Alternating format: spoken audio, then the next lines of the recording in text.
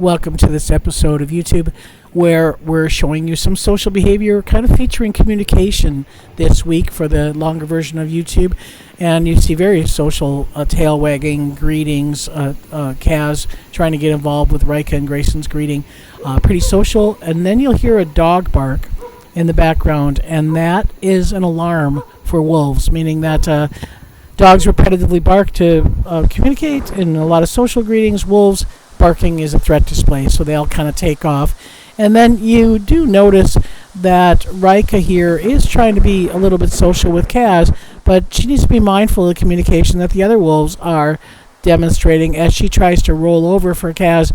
They're coming over to do a standover with their higher tail and posture. So always important to read body language as well as listen to vocalization. And here we have quite a bit of vocalization between the littermates, Kaz and Blackstone. So it's not about being different.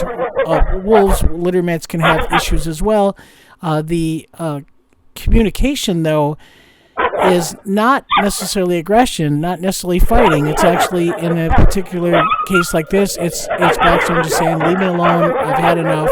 And in this case, Axel with Kaz goes a one step farther and rolls him over.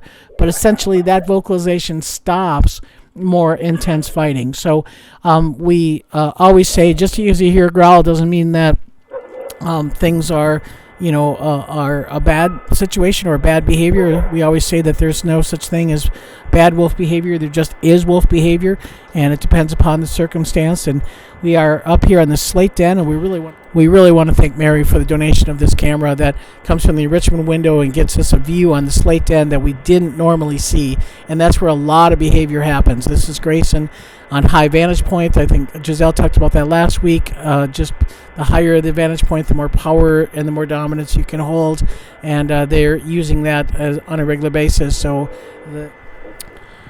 And this is footage that Abby captured earlier this week in Wolf Care, demonstrating that jaw sparring and inhibited muzzle bites are a way of communicating, as well as the vocalization of growling that gets your point across without having much more physical contact.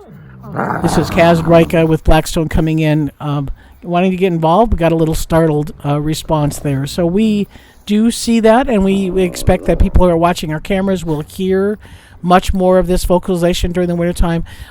We are monitoring that. We have 15 cameras in our surveillance system that kind of keep an eye on the whole facility, and certainly Wolf Care doing their morning checks and doing their afternoon checks get a kind of a sense of what the interactions are, and if there is some more what we call ritualized dominance that's going to lead into something a little bit more intense, we're kind of aware of it.